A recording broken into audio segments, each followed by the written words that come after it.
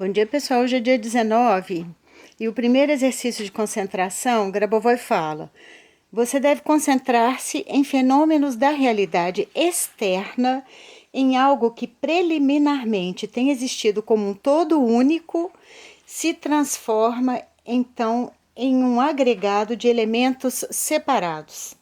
Por exemplo, uma nuvem que se transforma em gotas de chuva ou a coroa de uma árvore que se transforma em folhas que caem. Tente encontrar as leis devido às quais esse desenvolvimento poderia ter sido evitado. Encontrar tais leis é o sentido desta concentração. Mas eu queria falar dessa concentração, porque ele dá o exemplo da nuvem e da árvore, mas isso é só um exemplo. E ele sempre fala para a gente fazer diferente, para a gente pensar diferente. E eu não parei, não parei. Por exemplo, isso aqui era um pano e virou pedaços de pano. Uma fita dupla face e virou pedaços de fita dupla face. Como é que chama isso?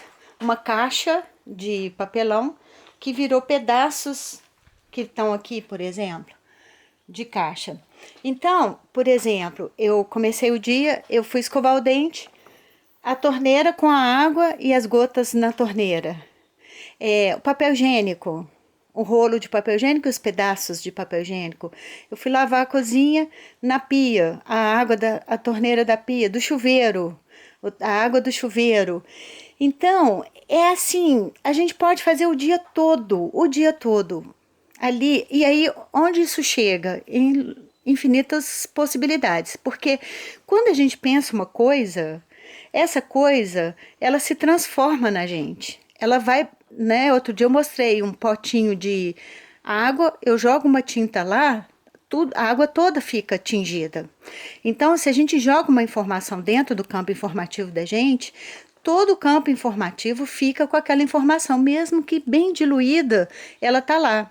Por isso que a gente, então, quanto mais a gente faz esses exercícios e pensa essas coisas, a gente está não só não pensando nos problemas, não obcecado com os problemas, mas trazendo muita luz para resolvê-los. Então, eu vou dar um exemplo, já que eu estou no processo de libertação, vamos dizer assim, do meu problema lá com a junta aqui, né, com os limites da junta. Tem até uma coisa que eu fiz aqui. Esse aqui é o meu livro os exercícios que eu leio.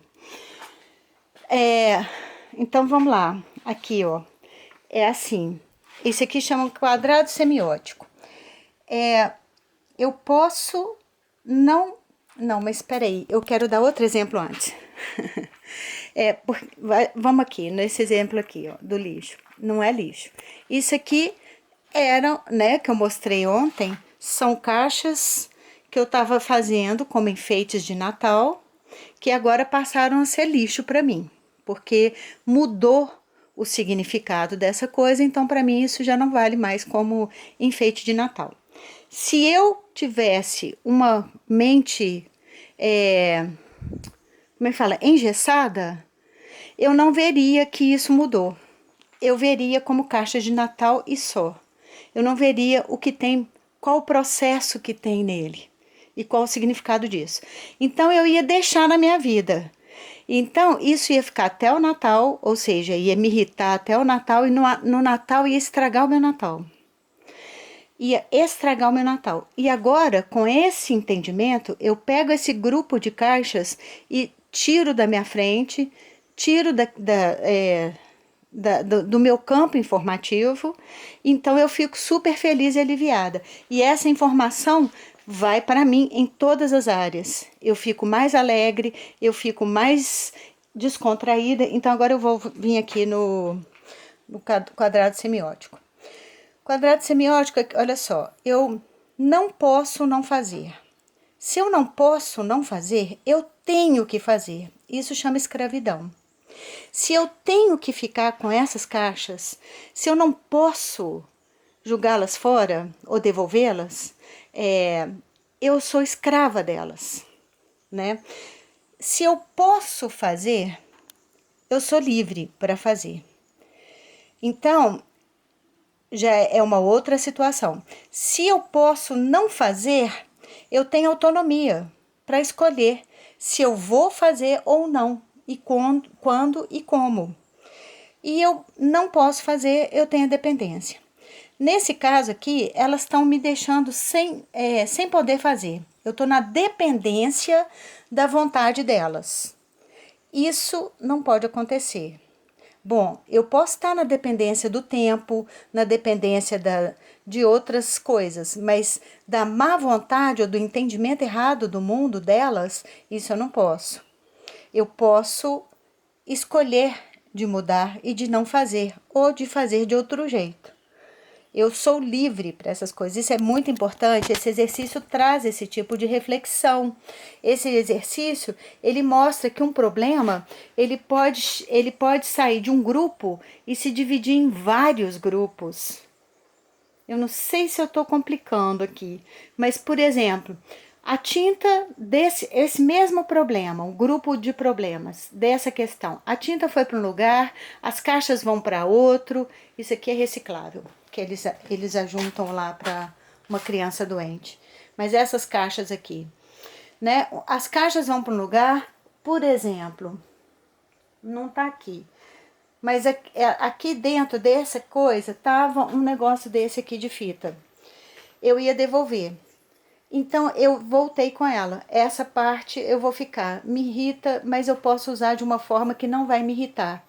Então ou dá para alguém. Então essa parte vai ficar. Entendeu como que a nuvem tá lá e ela espalha as gotas de chuva, mas as gotas não caem no mesmo lugar. Cada uma vai para um canto, cada um vira uma coisa. Uma pode ir para o rio, outra pode ir para a terra, outra pode ir para algum objeto, carro. As folhas da árvore, quando elas caem, o vento pode levá-las para bem longe da árvore, outras ficam perto. Então, o problema também. O problema pode ser espalhado de várias formas, a gente pode dividir o problema de infinitas formas. Todos os dias eu falo sobre isso aqui. Como que o problema pode ser visto e decifrado, escolhido, como ele vai ser lidado e subdividi-lo em infinitas partes, como aqui. Nesse caso, ele fala para a gente voltar e ver como que encontrar as leis devido às quais esse desenvolvimento poderia ser evitado. Encontrar tais leis é o sentido dessa concentração. Então, nesse caso, é voltar todas essas questões do problema nele e entendê-lo como um todo, como uma coisa só. Ele faz esse tipo de exercício, né? A gente solta as partes, volta para o todo, volta para o início, depois vai lá para o final, para o infinito, vai para distante, volta para cá. Ele está exercitando, é uma ginástica, a gente está exercitando as reconexões que a gente faz no mundo, e com tudo. Tudo, a gente vê que é com tudo, tecido, papel higiênico, a caixa de Natal, o lixo, a água da chuva, é tudo. Eu fiquei pensando, né? Quando a pessoa fala assim, ai, de novo esse exercício, eu já sei.